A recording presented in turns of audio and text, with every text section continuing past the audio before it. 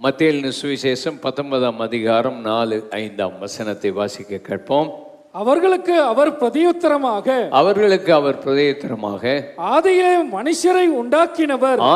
மனுஷரை உண்டாக்கினவர் அவர்களை ஆணும் பெண்ணுமாக உண்டாக்கினார் என்பதையும் இதன் நிமித்தம் புருஷனானவன் தன் தகப்பனையும் தாயையும் விட்டு தன் மனைவியோடு இசைந்திருப்பான் அவர்கள் இருவரும் ஒரே மாம்சமாய் இருப்பார்கள் என்று ஒரே மாம்சமாய் இருப்பார்கள் என்று அவர் சொன்னதையும் நீங்கள் வாசிக்கவில்லையா? ஆண்டவராகிய தேவன் ஆதியிலே இந்த திருமணம் என்கிற ஸ்தாபனத்தை அவர் உண்டாக்கினார். உலகத்தில் எந்த துறையும் உண்டாவதற்கு முன்பு, இந்த உலகத்தில் வேற எந்த ஸ்தாபனமும் உருவாவதற்கு முன்பு ஆண்டவர் இந்த குடும்பம் என்கிற இந்த ஸ்தாபனத்தை அவரே உண்டாக்கி வைத்தார். உண்டாக்கி வைத்த போது அவர்களை ஆணும் பெண்ணுமாக உண்டாக்கினார். அவருடைய சாயலின்படி உண்டாக்கினார் என்ப சத்தியத்தை நாம் படிக்கிறோம். ஒவ்வொரு புருஷனுக்கும் ஒரு மனைவியை ஆண்டவர் உண்டாக்கி வைத்தார். பல மனைவிகளை உண்டாக்கவில்லை. அது மனிதனே தனக்கென்று ஏற்படுத்தி அந்த அழிவை தனக்கென்று உண்டாக்கி கொண்டான். இரண்டாவது, ஒரு மனுஷனையும் இன்னொரு மனுஷனையும் உண்டாக்கவில்லை. ஒரு மனுஷனை உண்டாக்கி அவனுக்கு துணையாக ஒரு மனைவியை உண்டாக்கினார். சிலர் சொல்கிறாங்க, ஆண்டவர் ஆதாமை உண்டாக்கினார், ஏவாளை உண்டாக்கல, ஸ்டீவை உண்டாக்கினாராம். ஸ்டீவனா ஸ்டீஃபன். அது ஆணும் உண்டாக்கினார். ஆணும் சேர்ந்து வாழணும் அப்படின்னு இப்போ போராட்டம் நடத்தி கொண்டிருக்கிற காலம். பெண்ணும் வாழலாம், அவர்களுக்கு திருமணம் செய்து வைக்க வேண்டும் என்று சட்டம் பல தேசங்களில் உண்டாகி கொண்டிருக்கிறது. இதை போல அருவருப்பு, இதை போல அநியாயம் இந்த உலகத்தில் இல்லை. சோதம் குமாரா பட்டணத்தை ஆண்டவர் அழித்தார். அதனுடைய பாவங்கள் பெருகி வந்தது என்று ஆண்டவர் அவர் சமூகத்தை எட்டின போது அந்த சோதம் குமாரா பட்டணத்தை ஆண்டவர் அழித்ததற்கு காரணமே இப்படிப்பட்ட பாவங்கள் அந்த நாடுகளில் பெருகி இருந்தது. நம்முடைய தேசத்திலும் சென்னை பட்டணத்தில் 5000க்கும் அதிகமான பேர் கொடிகளை பிடித்து கொண்டு இந்த வருஷத்துக்கு ஒரு தடவையோ 2 தடவையோ போவார்கள். இப்படிப்பட்டவர்கள் இந்த மாதிரி ஆண்டவருடைய திட்டத்துக்கும் வேத வசனத்துக்கும் விரோதமாக போகிற கூட்டங்கள் ஏராளம். ஆண்டவருடைய நாமம் மகிமைப்பட, குடும்ப வாழ்க்கையில் சரியாக ஆண்டவர் படைத்த படைப்புக்கு சரியாக வாழ்க்கை வாழணும். இல்லாவிட்டால் உலகத்தில் விக்கிரகத்தின் ஆவிகள் பெருகி வருகிறபடினால் ரோமர் 1ஆம் அதிகாரத்தில் எழுதப்பட்ட வசனத்தின்படி அவர்கள் மெய்யான தெய்வத்தை அறிந்து அவரை துதித்து அவரை மகிமைப்படுத்தாமல் போகிறபடியினால் உணர்வில்லாத அவருடைய இருதயம் இருளடையும்.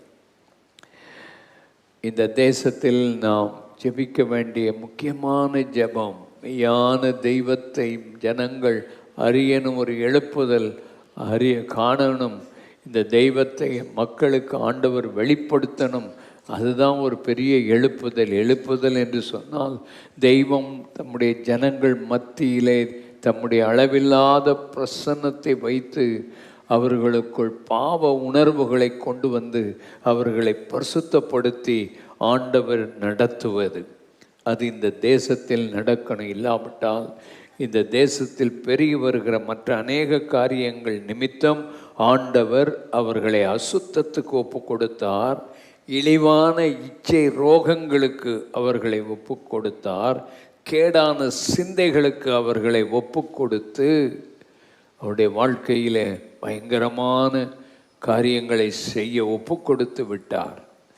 இந்த கடைசி காலம் இந்த உலகத்தில் பயங்கரமான அசுத்த காரியங்கள் நடக்குது, குடும்பங்களில் நடக்கிறது. இவைகள் மாறி குடும்பங்கள் சீர்பட்டு வர வேண்டும், பிள்ளைகள் சீர்பட வேண்டும். சிறு வயசிலிருந்தே பிள்ளைகள் கெட்டு போகக்கூடாது, குடும்பங்கள் கெட்டு போகக்கூடாது. புருஷன் மனைவி அன்பாக வாழ வேண்டும். ஆண்டவர் திருமண உறவுகளை சீர்படுத்தி நடத்த வேண்டும். வேதத்தில் முதலாவது நாம் பார்க்கும்போது தேவனுக்கு முன்பாக திருமணங்கள் அர்ப்பணிப்போடு கூட இருக்க வேண்டும். Commitment before God. திருமணம் என்பது தேவனுக்கு முன்பாக நடத்தப்படுகிற ஒன்று. அது நல்ல அர்ப்பணிப்போடு அந்த திருமணங்கள் நடத்தப்பட வேண்டும். வாசிக்கலாம். மல்கியா 2ஆம் அதிகாரம் 14ஆம் வசனம். ஏன் என்று கேட்கிறீர்கள், ஏனென்று கேட்கிறீர்கள், கர்த்தர் உனக்கும் உன் இளவயதின் மனைவிக்கும் சாட்சியாய் இருக்கிறார். கர்த்தர் உனக்கும் இளவயதின் மனைவிக்கும் சாட்சியாய் இருக்கிறார். உன் தோழியும் உன் உடன்படிக்கையின் மனைவியும் ஆகிய, உன் தோழியும் உன் உடன்படிக்கையின் மனைவியுமாகிய அவளுக்கு நீ துரோகம் பண்ணினாயே, அவளுக்கு நீ துரோகம் பண்ணினாயே என்று எழுதப்பட்டிருக்கிறது. ஆண்டவர் திருமணத்துக்கு சாட்சியாயிருக்கிறார். ஒவ்வொரு திருமணமும் தேவனுக்கு முன்பாக நடைபெறுகிறது. தேவனே அந்த திருமணத்தில் சாட்சியாயிருக்கிறார். அல்லேலூயா. யாராக இருந்தாலும் சரி, இந்த உலகத்தில் நடக்கிற திருமணங்கள் தேவன் ஏற்படுத்தின ஸ்தாபனம், அதற்கு தேவன் சாட்சி. எத்தனை பேர் சாட்சி கையெழுத்து போட்டாலும் நீ திருமணம் பண்ணதுக்கு சாட்சியா, நீ தாலி கட்டினாலும் சரி, மோதிரத்தை அணிஞ்சாலும் சரி, அதெல்லாம் உன்னை விட்டு போயிடும். எனக்கு ஒரு நண்பன் இருந்தான். அவன் திருமணத்தின் போது ஒரு மோதிரம் போட்டான். ஸ்ரீலங்காவை சேர்ந்தவன். குளிக்க போன இடத்துல குளித்து முங்கி நீச்சலில் போகும்போது ஒரு பாறைக்குள்ளே போய் கை மாட்டிட்டு உடனே தன் கையை வெளியே எடுத்த போது மோதிரம் போயிட்டு. அந்த மோதிரத்தை கண்டுபிடிக்கிறதுக்கு எத்தனை முறையோ முயற்சித்தான். அவன் சொல்கிறான், ஐயோ என் சாட்சி போயிட்டேன் அப்படின்னு. நான் சொன்னேன், இதெல்லாம் சாட்சி இல்லைப்பா, தேவன் தான் உனக்கு சாட்சி. தேவன் தான் உனக்கு சாட்சி. அதனால் உன் திருமணத்துக்கு சாட்சி அவர் அங்கே வந்து நிற்பார்.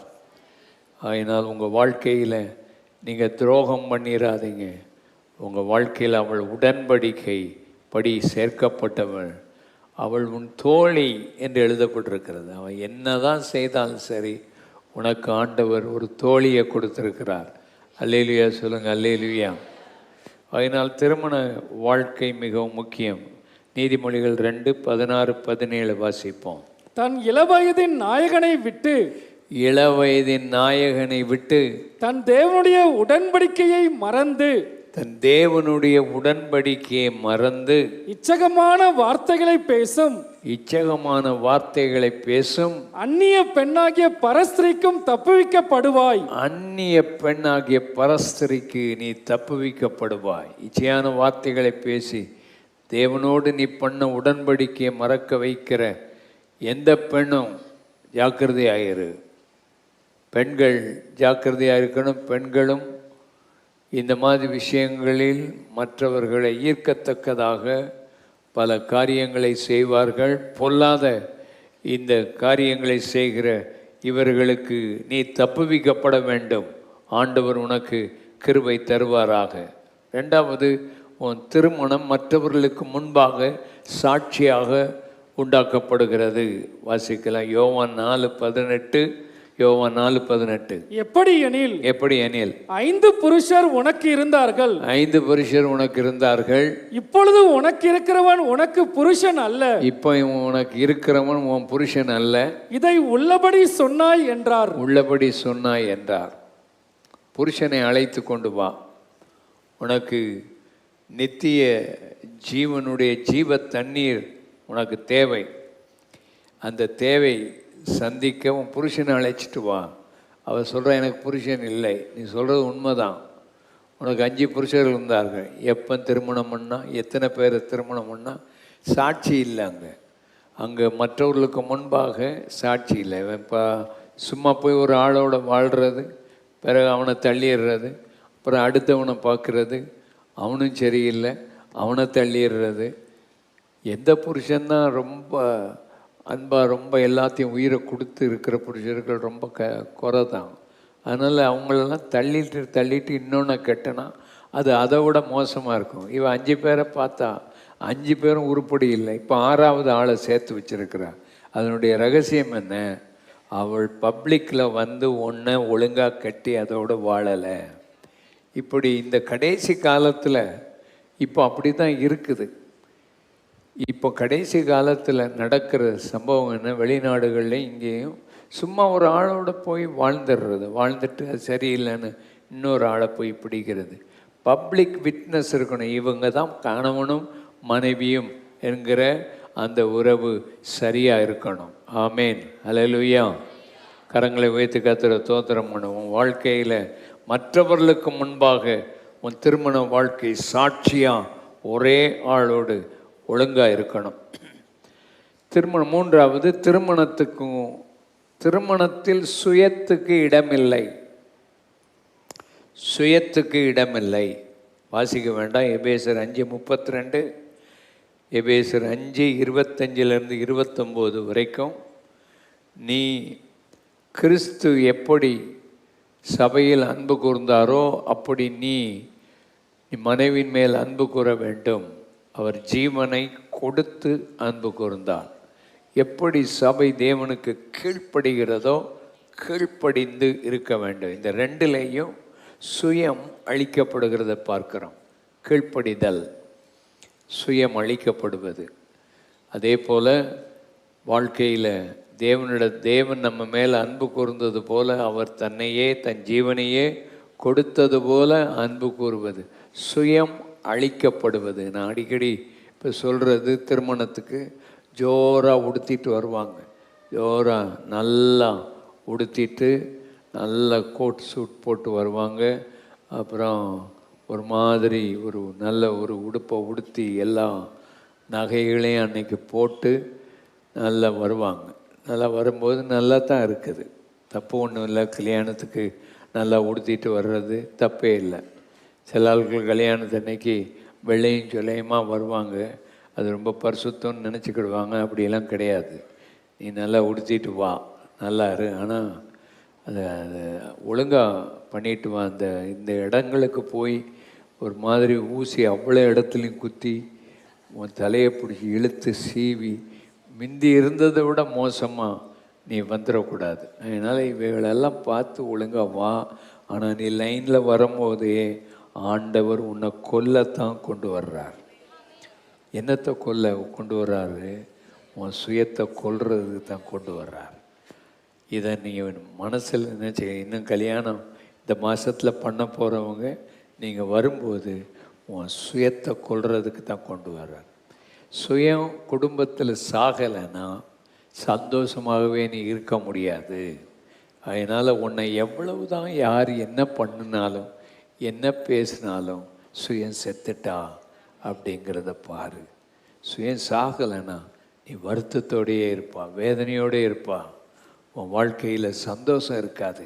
ஏன் தான் வாழ்கிறேன்னு உன் வாழ்க்கையில் இருப்பான்.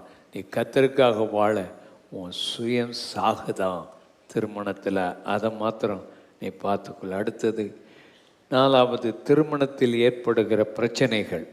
திருமணத்தில் ஏற்படுகிற பிரச்சனைகளில் மன்னிக்க முடியாமல் இருக்கிற வாழ்க்கை பிரச்சனை. மன்னிக்கணும். உண்மையாக இல்லாமல், நீ ஃபெய்த்ஃபுல்லாக இல்லாமல், உண்மையாக இல்லாமல் நீ தவறான படங்களை பார்க்க, தவறான ஆட்களோட பேசுகிறது, இப்படிப்பட்ட காரியங்களில் கவனமாக இருக்கணும். ஆண்டவருடைய வார்த்தைக்கு கீழ்ப்படுகிறாயா என்று பார்க்கணும்.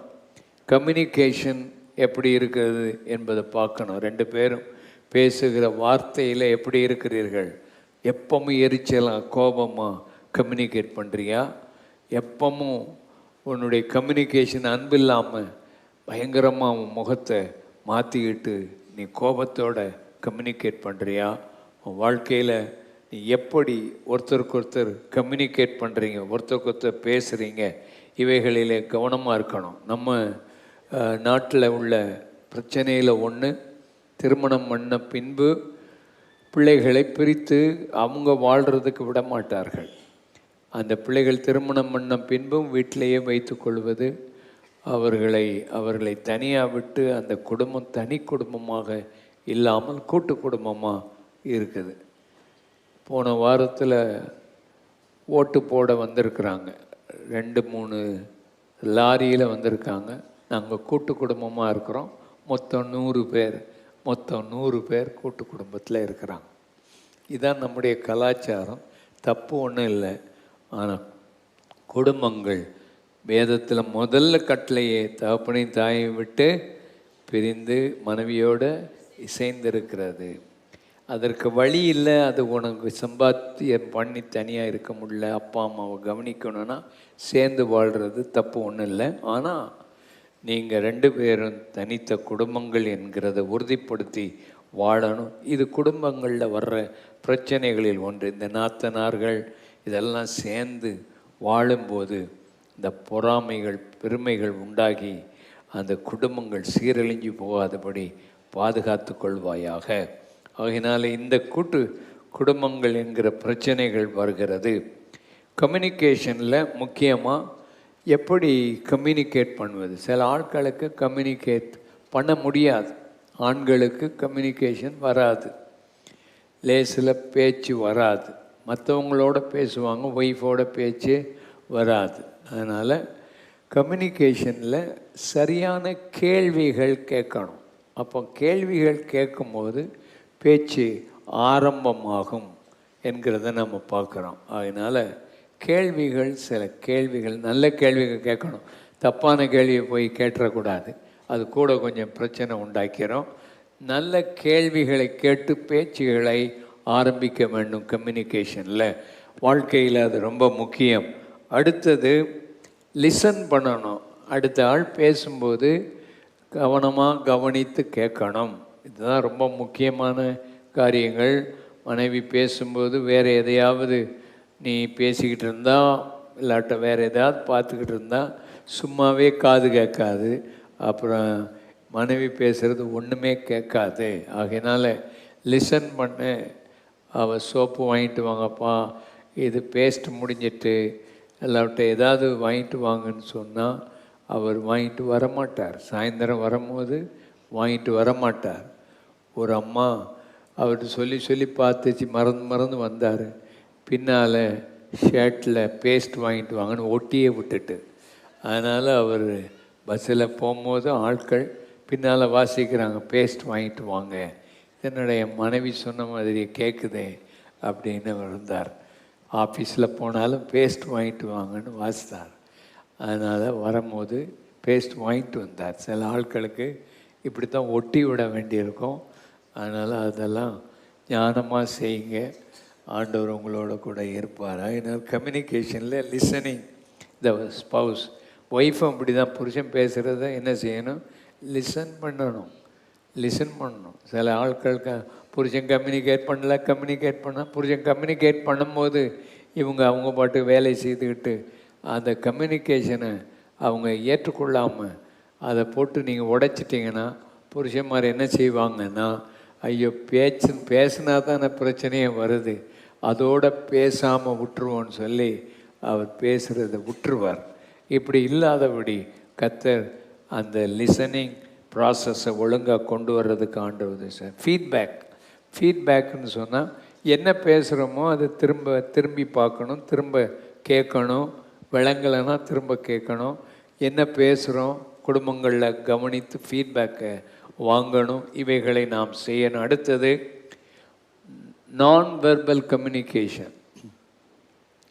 சில ஆளுக்கு வாயில் பேச மாட்டாங்க, அவங்க செய்கையில் காட்டுவாங்க. இல்லை ஒன்று கண்ணில் காட்டுவான், இல்லை கையில் காட்டுவான், இல்லாட்டா எதையோ ஒன்று காட்டுவான். நீ ஒரு ஆள் பேசிகிட்டு இருக்கோம், ஒரு மாதிரி இப்படி கை வச்சுக்கிட்டதுன்னா அர்த்தம் என்ன, நீ பேசலான்னு நமக்கு ஒன்றும் பிடிக்கல, நான் பார்க்குறேன் அப்படின்னு. சில ஆள் கையை எப்படி வச்சுக்கிட்டு இருப்பான். அதெல்லாம் கம்யூனிகேஷன் தான். கண்ணை ஒரு மாதிரி முறைச்சி பார்க்குறான், ஒரு மாதிரி வருதுன்னா உன் கம்யூனிகேஷன் எப்படி இருக்குது? இதை கவனித்து சரியான கம்யூனிகேஷன் உனக்கு வர்றதுக்கு ட்ரை பண்ண ஆண்டவர் உன் வாழ்க்கையில் உன்னை ஆசீர்வதிப்பார். விவாக ரத்து எப்படி நடக்குது? விவாக ரத்தை பற்றி வேதம் என்ன பேசுது கவனிக்கணும். விவாக ரத்தை பற்றி வேதம் என்ன பேசுது? கிளியர் வேர்டு ஆண்டவர் கொடுத்திருக்கிறார். வேதத்தில் வாசிக்கலாம். லூக்கா 16:18 வாசிப்போம். தன் மனைவியை தள்ளிவிட்டு வேறொருத்தியை விவாகம் பண்ணுகிறவன் விபச்சாரம் செய்கிறான். வேறொருத்தியை விவாகம் பண்ணுகிறவன் என்ன செய்கிறான்? விபச்சாரம் செய்கிறான். கிளியர் வேர்டு, சரியான ஆழமான தெளிவான வசனம். தன் மனைவியை தள்ளிவிட்டு, சண்டை போட்டு தள்ளிட்டு, வேறு எந்த காரணம் இல்லாமல் தள்ளிட்டு இன்னொருத்தையை திருமணம் பண்ணினால் அவன் யாராக இருக்கிறான்? விபச்சாரக்காரன் அப்படின்னு இருக்குது. ரெண்டாவது, புருஷனாலே தள்ளப்பட்டவளை விவாகம் பண்ணுகிறவனும் விபச்சாரம் செய்கிறான். புருஷனாலே தள்ளப்பட்டவளை விவாகம் பண்ணுகிறவன் என்ன செய்கிறான்? விபச்சாரம் செய்கிறான். இந்த கடைசி காலத்தில் என்ன நடக்குன்னா, கணவன் மனைவியாக திருமணம் பண்ணுறாங்க, கொஞ்ச நாளில் பிடிக்காமல் போகிறதுனால விவாகம் ரத்து பண்ணிடுறாங்க. திரும்ப யாரை போய் திருமணம் பண்ணுறாங்க? தள்ளப்பட்ட யாராவது பெண்கள் இருக்காங்களா? புருஷர்களால் தள்ளப்பட்டவங்க, விவாகரத்து நடந்த ஆட்கள் இருக்கிறாங்க. சரி, அதை திருமணம் பண்ணுவோன்னு சொல்லி திருமணம் பண்ணுவாங்க. அதுக்குன்னே தனி ரிஜிஸ்ட்ரார் இருக்கிறாங்க. இந்த மாதிரி திருமணத்தை நடத்துறதுக்கு காசு வாங்குகிற ரிஜிஸ்ட்ரார் இருக்கிறாங்க. பைபிள் இதை விபச்சாரம்னு சொல்லுது. அல்லேலூயா. என்ன அல்லேலூயா வரமாட்டேங்குதுன்னு? இது பயங்கரமான விபச்சாரம்னு பைபிளில் கிளியர் வேர்டு இருக்குது. தெளிவான வார்த்தை அதில் இருக்கிறத நம்ம பார்க்குறோம். அதற்கு அடுத்தபடியாக நாம் பார்க்கும்போது இந்த கிளியராக வேதத்தில் வசனம் இருக்குது. 1 கொரிந்தியர் 7:10-11 வாசிப்போம். விவாகம் பண்ணி கொண்டுகிறவர்களுக்கு நான் அல்ல, விவாகம் பண்ணி கொண்டவர்களுக்கு நான் அல்ல, கர்த்தரே கட்டளையிடுகிறதாவது மனைவியானவள் தன் புருஷனை விட்டு பிரிந்து போக கூடாது. மனைவியானவள் தன் புருஷனை விட்டு என்ன செய்யக்கூடாது? பிரிஞ்சு போகக்கூடாது. பிரிந்து போனால் அவள் விவாகம் இல்லாதிருக்க கடவள். பிரிந்து போயிட்டா விவாகம் இல்லாதிருக்க கடவள். அல்லது புருஷனோடு ஒப்புரவாக்க கடவள். புருஷனோடு ஒப்புரவாக கடவள். புருஷனும் தன் மனைவியை தள்ளிவிடக் கூடாது. புருஷனும் தன் மனைவியை என்ன செய்யக்கூடாது? தள்ளிவிடக்கூடாது. கிளியரா இருக்குது வார்த்தை. பிரிந்து போகக்கூடாது ஆண்டவர் சொல்லி இருக்கிறார். அப்படி பிரிந்து போனா போய் இன்னொரு ஆளை விவாகம் பண்ணிடாத. ஒப்புரவாகிறதுக்கு வழி இருக்குதா? ஒப்புரவாகிரு. 2 காரியம் பிரிஞ்சு போயிட்டியா, விவாகம் பண்ணாத. ஒப்புரவாகிறதுக்கு வழி இருக்குதா என்பதை பார்த்து ஒப்புரவாகிறதுக்கு பார்க்கணும். புருஷனும் மனைவியை தள்ளிடக்கூடாது என்று தெளிவாக சொல்லியிருக்கிற வசனம் கிளியர் வேர்ட் ஆஃப் காட் இருக்குது. திருமணத்தில், கிறிஸ்தவ திருமணத்தை நம்ம பார்க்கும்போது இருவரும் ஒன்றாக மாறி விடுகிறார்கள். அல்லேலூயா சொல்லுங்க. அல்லேலூயா. தேவன் அவர்களை இணைக்கிறார். தேவன் அவர்களுக்கு சாட்சியாக இருக்கிறார். 2 பேரும் யாராக மாறிடுறாங்க? ஒன்றா மாறிடுறாங்க. ஒன்றா மாறிட்டா 2 பேரும் ஒன்றா மாறாததுனால தான் இந்த பிரிவினை வருது. ஒன்றா மாறிட்டா பிரிக்க முடியாது. க்ளூ போட்ட மாதிரி. பெவிகால்னு ஒன்று இருக்கும். 2 மரத்தை வெட்டப்பட்ட மரங்களை சேர்த்து வைக்கிறது. பிரிக்க முடியாது. அதை போல் தேவனுடைய அன்பு அவங்கள சேர்த்துருக்கு. 2 பேரும் ஒன்றாயிட்டாங்க, பிரிக்க முடியாது. 2வது, நீ திருமணம் பண்ணிட்டா கிறிஸ்துவையும் சபையையும் நீ காமிக்கிற ஒரு ஆளாக இருக்கணும். அதுக்கு தான் திருமணமே. கிறிஸ்துவும் சபையும், கிறிஸ்து எப்படி அன்பு கூர்ந்தார், எப்படி சபை கிறிஸ்துவுக்கு கீழ்ப்படுகிற என்கிற சாட்சியை நிலைநாட்டுகிற குடும்பம்தான் சரியான குடும்பம். அது அந்த சாட்சியை கெடுத்துடாத, அந்த சாட்சியை கெடுத்து விடாத. பிசாசு அந்த சாட்சியை கெடுக்கிறதுக்கு தான் பல வழிகளை அவன் பண்ணுறான். ரெண்டாவது, நிபந்தனையோடு சில காரியங்கள் ஆண்டவர் சொல்லி கொடுத்துருக்கார் வேதாகமத்தில். அந்த 1 Corinthians 7:12 வசனத்தை வாசிப்போம். மற்றவளை குறித்து கர்த்தர் அல்ல, நானே சொல்லுகிறதாவது, சகோதரன் ஒருவனுடைய மனைவி அவிசுவாசியாய் இருந்தும் அவனுடனே வாசமாயிருக்க அவளுக்கு சம்மதம் இருந்தால், அவிசுவாசியாயிருந்தும் அவனோடு வாசமாயிருக்க அவளுக்கு சம்மதமாயிருந்தால், அவன் அவளை தள்ளிவிடாதிருக்க கடவன். அவளை தள்ளிவிடாதிருக்க கடவன். சகோதரனுடைய ஒரு மனைவி அவிசுவாசியாக இருக்கிறான். நிறைய பேருடைய குடும்பங்களில் இது நடக்குது. அவிசுவாசியாக இருக்கிறான் சகோதரனுடைய மனைவி. ஒருத்தனுடைய மனைவி அவிசுவாசியாக இருந்தால் 2 பேரும் சம்மதம் இருந்தால் சேர்ந்து வாழணும், தள்ளிடக்கூடாது. ஏன் தள்ளிடக்கூடாது? அதே போல் அடுத்த பகுதியும் அப்படி தான். ஒரு விசுவாசியான ஒரு மனைவி இருக்கிறா, அவிசுவாசியான ஒரு புருஷன் இருக்கிறான். அதாவது இதெல்லாம் ஆண்டவரை ஏற்றுக்கொள்றதுக்கு முன்னால் நடக்கிற கதை. ஏற்றுக்கொண்ட பிறகு அவிசுவாசியும் விசுவாசிக்கும் என்ன கிடையாது? சம்மந்தம் கிடையாது. நீங்கள் ஒளிக்கும் இருளுக்கும் சம்மந்தம் இல்லாத போல் திருமணம் பண்ணும்போது பார்த்து ஒழுங்காக திருமணம் பண்ணணும். சரி, உங்கள் வாழ்க்கையில் ஒரு அவிசுவாசியான புருஷன் வந்துட்டான், அவனை தள்ளிட முடியாது. அவனோடு சேர்ந்து வாழ சம்மதம் இருந்தால் நீங்கள் சேர்ந்து வாழணும் என்று வேதத்தில் எழுதப்பட்டிருக்கிறது. அதனால் ஒருத்தருக்கு ஒருத்தர் ஏன் சேர்ந்து வாழணும்? அந்த 2 பேரும் ஒருத்தர் மாற்றக்கூடிய சக்தி, பரிசுத்தப்படுத்தக்கூடிய சக்தி குடும்பத்தில் உண்டு. அவிசுவாசியான ஒரு புருஷனை ஒரு மனைவி பரிசுத்தமாக்க முடியும். அல்லேலூயா.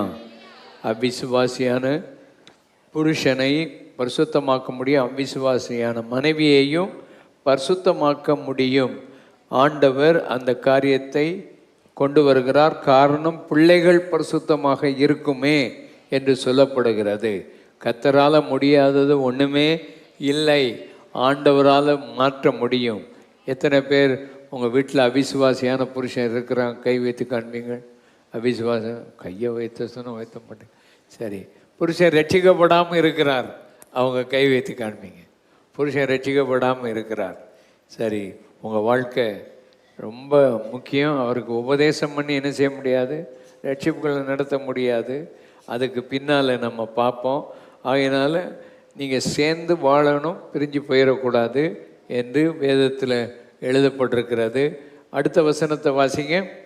ஆகிலும் அவிசுவாசி பிரிந்து போனால் பிரிந்து போகட்டும். அவிசுவாசி பிரிஞ்சு போனால் பிரிஞ்சு போகட்டும், ஒன்று அடிமையாக வச்சுக்கிட்டு இருக்கணும் அவசியம் இல்லை. இப்படிப்பட்ட விஷயத்தில் சகோதரனாவது சகோதரியாவது அடிமைப்பட்டவர்கள் அல்ல, சமாதானமாய் இருக்கும்படிக்கே தேவன் நம்மை என்ன செய்திருக்கிறார்? அழைத்திருக்கிறார். அதனால சில நேரத்தில் சில ஆட்களோட வாழவே முடியாது. கத்தி எடுத்துக்கிட்டே வருவான் டெய்லி, இல்லாட்டா எதையாவது பண்ணி அடித்து கொடுமைப்படுத்தி வேதனைப்படுத்துவான். அந்த மாதிரி அடிமைக்குள்ளே இருக்க முடியாது. அதனால் தேவன் சமாதானத்துக்கு தான் ஒன்று அழைச்சிருக்கிறார். ஆனால் அந்த விஷயங்களில் ஜாக்கிரதையாக இருந்து கவனித்து கொள்ளுங்கள். மொத்தத்தில் உங்கள் வாழ்க்கையில் ஆண்டவருக்கு நீங்கள் சாட்சியாய் வாழ உங்களை ஒப்புக்கொடுங்கள். அடுத்தது, தெளிவாக ஆண்டவர் திருமணத்தை பற்றி கிளாரிஃபை பண்ணுறார். திருமணத்தை பற்றி பரிசேயர்கள் வந்து கேட்குறாங்க, ஆண்டவரே, மனைவியை தள்ளிவிடுகிறது வேதத்தில் என்ன எழுதியிருக்குது? இப்படி மோசே எழுதியிருக்கிறாரே, நாங்கள் என்ன செய்யணும் அப்படின்னு சொல்லி கேட்குறத பார்க்குறாங்க. மத்தேயு 19:3 வாசிங்க. 3 அப்பொழுது பரிசேயர் அவரை சோதிக்க வேண்டும் என்று அவரிடத்தில் வந்து புருஷனானவன் தன் மனைவியை எந்த முகாந்திரத்தினால் ஆகிலும் தள்ளிவிடுவது நியாயமா என்று கேட்டார்கள். தள்ளிவிடுகிறது நியாயமா என்று கேட்டார்கள். அவர்களுக்கு அவர் பிரதியுத்தரமாக ஆதியிலே மனுஷரை உண்டாக்கினவர், ஆதியில் மனுஷனை உண்டாக்கினவர் அவர்களை ஆணும் பெண்ணுமாக உண்டாக்கினார் என்பதையும். பரிசேயர்கள் வந்து இயேசுவை சோதிக்க கேட்குறாங்க, மனைவியை தள்ளி விடலாமா என்ற ஒரு கேள்வியை கேட்குறாங்க. ஆண்டவராக இயேசு தெளிவான பதிலை அவர்களுக்கு கொடுக்கிறார். அப்போ மோசே கட்டளையிட்டிருக்கிறான் என்று சொல்கிறார். மோசே கட்டளையிடவில்லை. உபாகமம் 24ஆம் அதிகாரத்தில் நீங்கள் வாசித்து பார்க்கும்போது மோசே சொன்ன காரியத்தை நாம் கேட்கலாம். மோசே அனுமதித்திருக்கிறான் என்பதை நாம் பார்க்கிறோம். அதனால் இயேசு தெளிவாக சொல்லிட்டார், தேவன் இணைத்ததை மனுஷன் ஒரு நாளும் ஒரு காலம் பிரிக்காதே அப்படின்னு ஆண்டவர் சொல்லியிருக்கிறார். அவர்கள் இருவரும் ஒன்றாக இருக்கிறார்கள், திருமணம் பண்ணினவர்கள். அதனால் ஆண்டவர் அதற்கு தெளிவாக கிளாரிஃபையிங் வேர்டை தெளிவாக கொடுக்கிறார். கேட்ட கேள்விகளுக்கு பதிலை ஆண்டவர் கொடுக்கிறத நாம் பார்க்குறோம். அங்கேயும் ஆண்டவர் சொல்கிறாரு, மனைவியை நீ தள்ளிட்டு மற்ற விவாகம் பண்ணா நீ விபச்சார கள்ளன் என்பதை ஆண்டவர் தெளிவாக சொல்கிறார். ஆகினால் ஆண்டவர் தெளிவுபடுத்துகிறார். பரிசேயர்கள் கேட்ட கேள்விகளுக்கு ஆண்டவர் தெளிவுபடுத்துகிறார். ஆகையினாலே சில முக்கியமான 7 காரியங்களை விவாகரத்தை பற்றி நீங்கள் கற்றுக்கொள்ளுங்கள். ஒருவரும் விவாகரத்து செய்யக்கூடாது. ஒருவனும் விவாகரத்து செய்யக்கூடாது.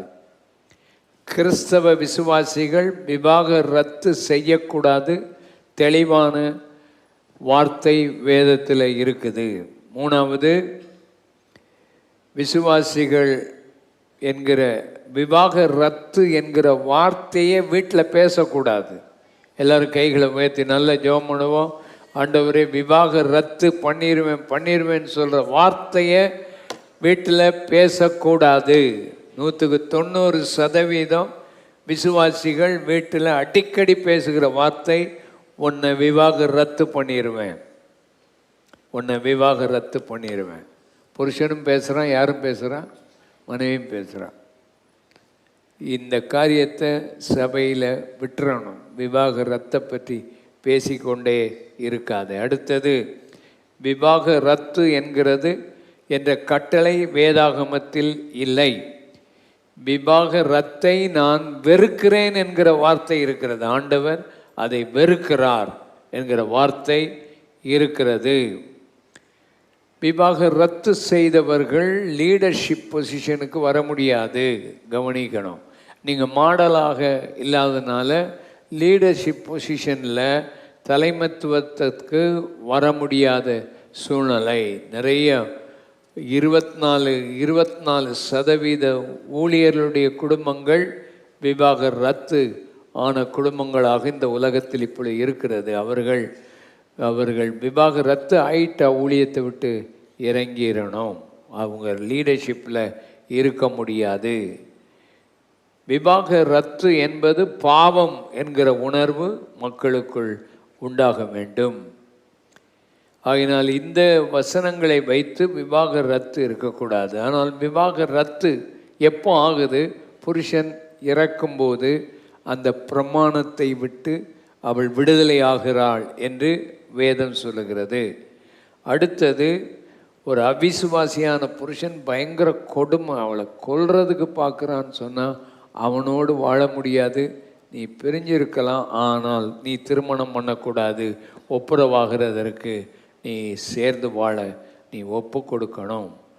வேசித்தனத்தினால் ஒழிய அவர் பிரியக்கூடாது என்று வேதத்தில் எழுதியிருக்குது. அப்போ வேசித்தனம்னு சொல்கிறது ஏதோ ஒரு நேரம் தப்பு பண்ணிட்டாங்கன்னா அதை மன்னித்து மறந்து போயிடணும். கண்டினியூஸாக வேசித்தனத்தில் வாழ்கிறவங்கள தான் தள்ளணும்.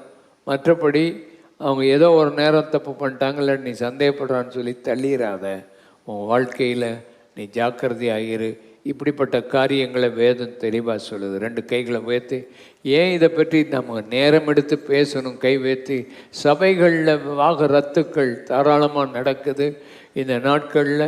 ஆண்டவர் சபையில் இப்படிப்பட்ட விவாகரத்து நடக்கக்கூடாது. எல்லாரும் மேலே கீழே கைகளை உயர்த்தி கர்த்தரை ஸ்தோத்திரம் பண்ணுவோம். ஆண்டவரே, எங்கள் பிள்ளைகளுடைய வாழ்க்கையில் இப்படிப்பட்ட காரியங்கள் நடக்கக்கூடாது. ஆண்டவரே நடந்திருக்குமானால் எங்களை மன்னியும். அவங்க எப்படி சேர்றதுக்கு வழியை உண்டாக்கும், வழியை உண்டாக்கும். ஆமேன்னு சொல்லுங்க. ஆமே. கோர்ட்டில் போய் விவாகரத்து பண்ணவங்களும் மறுபடியும் சேர்ந்து வாழ்கிறாங்க, நல்லா இருக்கிறாங்க. கை வைத்து கதிர தோத்திரம். ஆமே.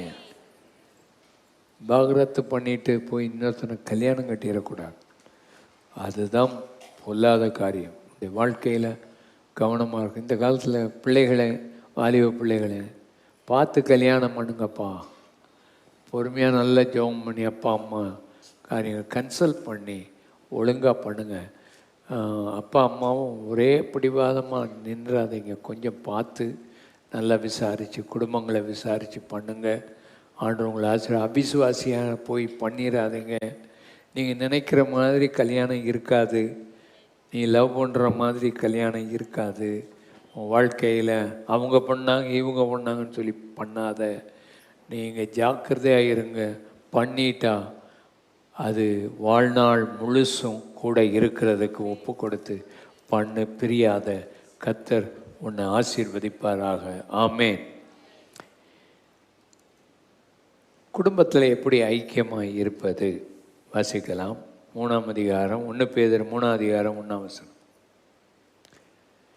அந்தபடி மனைவிகளே உங்கள் சொந்த புருஷர்களுக்கு கீழ்ப்படிந்திருங்கள். சொந்த புருஷருக்கு கீழ்ப்படியுங்கள்.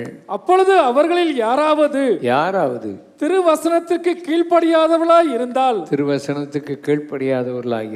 பயபக்தியோடு கூடிய உங்கள் கற்புள்ள நடக்கையை அவர்கள் பார்த்து போதனையின்றி மனைவிகளின் நடக்கைகளினாலே ஆதாயப்படுத்திக் கொள்ளப்படுவார்கள். மனைவியின் நடக்கையினாலே ஆதாயப்படுத்தி கொள்ளப்படுவார்கள். குடும்பங்களை பற்றி எபேசியர் 5ஆம் அதிகாரம் 21 33 வரைக்கும் இருக்குது. கொலோசியர் 3ஆம் அதிகாரம் 18 22 வரைக்கும் இருக்குது. 1 பேதுரு 3ஆம் அதிகாரம் 1 7. மறுபடியும் சொல்கிறேன். எபேசியர் 5 21 33, கொலோசியர் 3 18 22, 1 பேதுரு 3 1 7 வரைக்கும் குடும்பங்களை பற்றி, கணவன் மனைவி பற்றி, ரிலேஷன்ஷிப்பை பற்றி சொல்லியிருக்குது.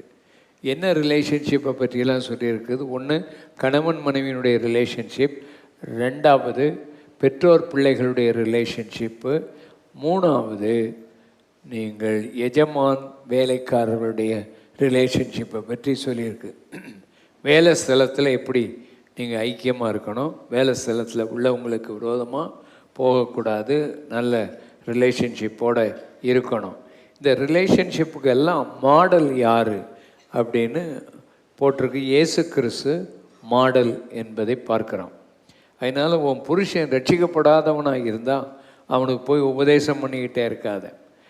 நீ ஒரு பக்தியுள்ள வாழ்க்கை வாழணும், கற்புள்ள வாழ்க்கையை பார்க்கணும், புருஷனுக்கு கீழ்ப்படிஞ்சிருக்கணும். இப்படிப்பட்ட வாழ்க்கையை அவன் பார்த்து தான் மனம் திரும்புவான். எப்படி அவன் எப்படி அவள் எந்த விஷயத்தில் அவள் நல்ல மாடலாக மாறணும். இயேசுவை போல மாறுறதுக்கு நீங்கள் 1 பேதுரு 2 22 25 வரைக்கும் அந்த மாடலை நம்ம பார்க்குறோம். என்ன மாடல்? அவர் பாவம் செய்யலை. 2வது வாயில் வஞ்சனை காணப்படலை. வையப்படும் போது பதில் வையலை. குடும்பத்தில் என்னென்னா ஆர்கியூமெண்ட்டில் போயிடக்கூடாது. ஒருத்தர் பேச இன்னொருத்தர் பேச நான் சரியில்லை, நான் தப்பு, நான் இப்படித்தான் இந்த மாதிரி ஆர்கியூமெண்ட்டுக்கு போகாமல் வையப்படும் போது பதில் பேசாத. இது ஆண்டவர்கிட்ட கேட்டு வாங்கிக்க. பதில் பேசும்போது நீ தப்பு செய்தியோ ரைட்டு செய்தியோ அது அல்ல. பேசாமல் இருந்து அந்த நேரத்தில் இருந்துட்டா 2 கை அடித்தா தானே சத்தம் வருது. ஒரு கை பேசாமல் இருந்துட்டுனா இந்த கை இப்படித்தான் போயிடும், சத்தம் வராது. வாழ்க்கையில் ஆண்டவர் தான் இந்த கிருபைகளை தரணும். ஆகினால் உங்கள் வாழ்க்கையில் இந்த மாதிரி வையப்படும் போது பதில் வையக்கூடாது. பாடுபடும் போது என்ன செய்யக்கூடாது? பயமுறுத்தக்கூடாது. எப்படி பயமுறுத்துவாங்க? பாடுபடும்போது ஒருத்தர் பாடுபடுத்துகிறான், என்ன பயமுறுத்துவீங்க? என்ன கேஸ் போடுவீங்க? டவுரி கேஸ் போடுவேன். எங்கள் மாமாவை கூப்பிட்டு வருவேன், எங்கள் குடும்பத்தாரை கூப்பிட்டு வருவேன், நான் அடிப்போம் பயமுறுத்துறது. இல்லை தற்கொலை பண்ணிடுவேன், நீ வேலைக்கு போயிட்டு வர முன்னால் நான் தூக்கு போட்டுட்டு நான் செத்துருவேன். இவர் பாவம் பயந்து அவள் சாக மாட்டா, அவள் அப்படி தான் சொல்லுவாள். சில ஆட்கள் சில காரியங்கள் 100க்கு 1 ஏதாவது பண்ணி தொலைச்சது. பயமுறுத்தாத, புருஷனை பயமுறுத்தாத, மனைவி என்ன செய்யாத, பயமுறுத்தாத. நான் உன்னை விட்டுட்டு இன்னொருத்தைய போய் கட்டிக்கிடுவேன், நீ சொல்லிக்கிட்டே இருக்கால அந்த பிள்ளையை கட்டுவேன் அப்படின்னு சொல்லி இந்த மாதிரி பயமுறுத்துகிற வேலையை விட்டுறானோ. இயேசு கிறிஸ்து யாரையும் பயமுறுத்தலை. இந்த மாதிரி குடும்பங்களில் இருக்கிற காரியங்களை மாற்றிடுவேன். உன் பெட்டியை தூக்கி கொண்டு வெளியே வச்சிருவேன், நீ உங்கள் அம்மா வீட்டுக்கு போயிரு. இந்த மாதிரி பயமுறுத்தி சம்பளம் கொடுக்க மாட்டேன், இதெல்லாம் பயமுறுத்தக்கூடாது. உன் வாழ்க்கையில் பயமுறுத்தாத இந்த காரியங்களை நீங்கள் ஜாக்கிரதையாக இருக்கணும். அடுத்தது, இயேசு கிறிஸ்து எப்படி வாழ்ந்தாரோ அவர் நன்மை செய்து பாடுபட்டார். நன்மை செய்து பாடுபடு. இந்த மனுஷனுக்கு எவ்வளவு நன்மை செய்கிறேன் கொஞ்சமாக நினைக்காரா? நன்மைக்கு பதிலாக பாடு. மனைவியை கட்டி கொண்டு வந்து எவ்வளவோ கஷ்டப்படுறான், ஆனால் நன்மை செய்து பாடுபடுறதுக்கு ஒப்புக்கொடு. அடுத்தது முக்கியமானது,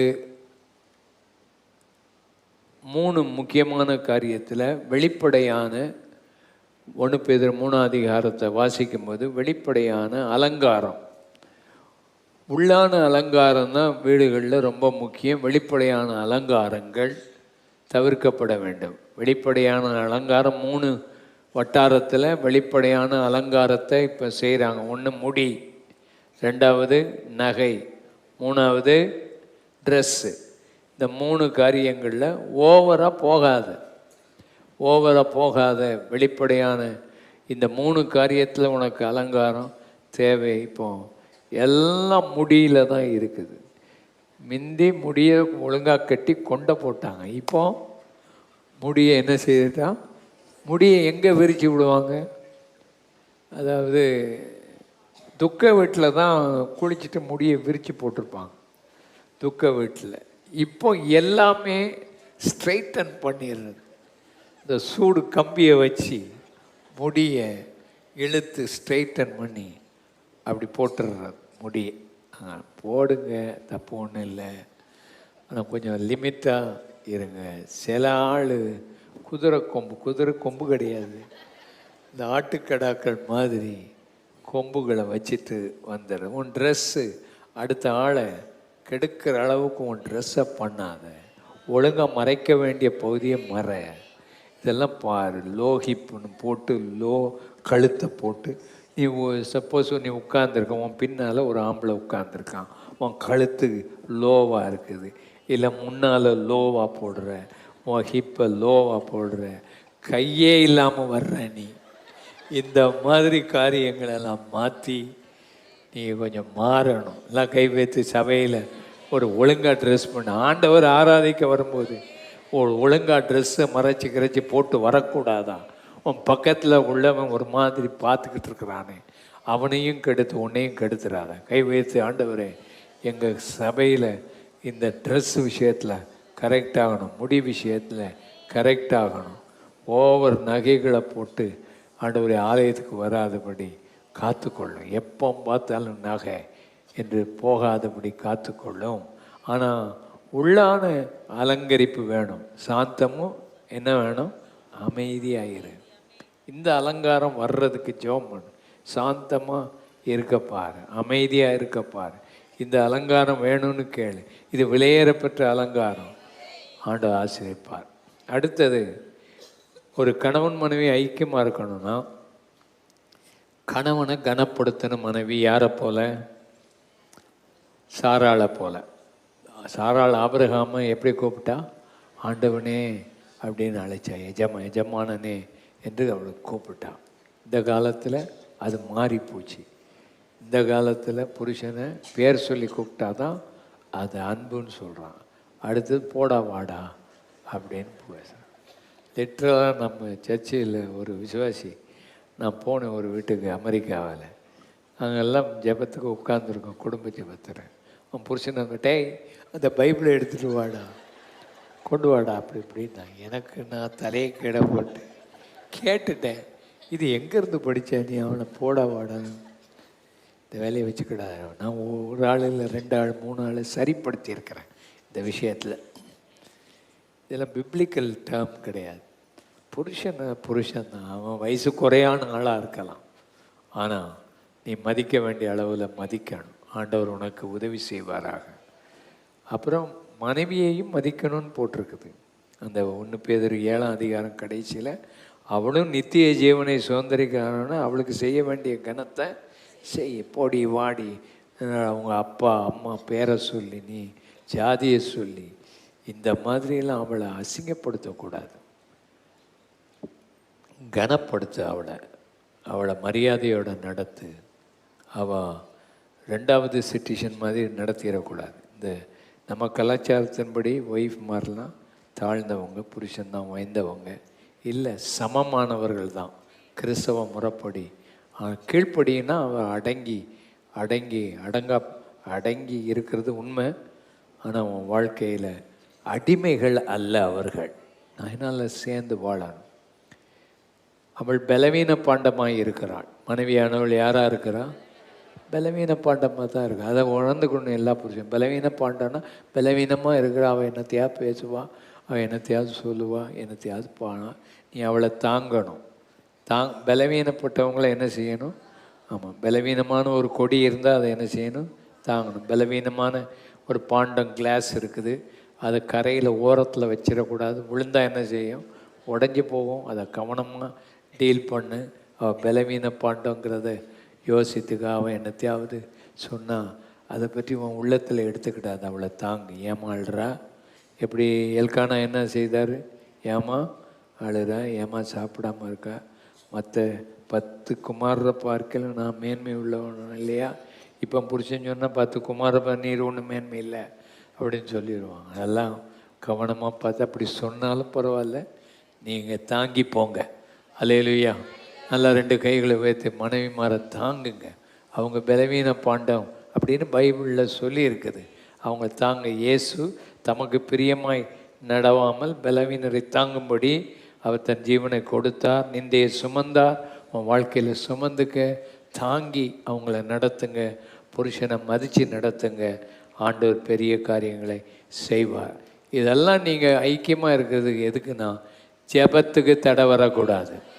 நல்லா கை வைத்து, ஆண்டவரே ஜெபத்துக்கு தடை வரக்கூடாது. நல்லா கை வைத்து, எங்கள் ஜெபங்கள் கேட்கப்படணும். நாங்கள் ஒரு மனமாக இருந்து ஜெபம் கேட்கப்படணும். நல்ல கண்களை மூடி எல்லாரும் ஆண்டவர் சன்னிதானத்தில் உட்காந்து நல்ல ஜெபம் பண்ணுவோம். ஆண்டவர் தாமே இந்த நாட்களில் ஆண்டவருடைய கிருபை ஆசீர்வாதமாக இருப்பதாக. ஆமென்.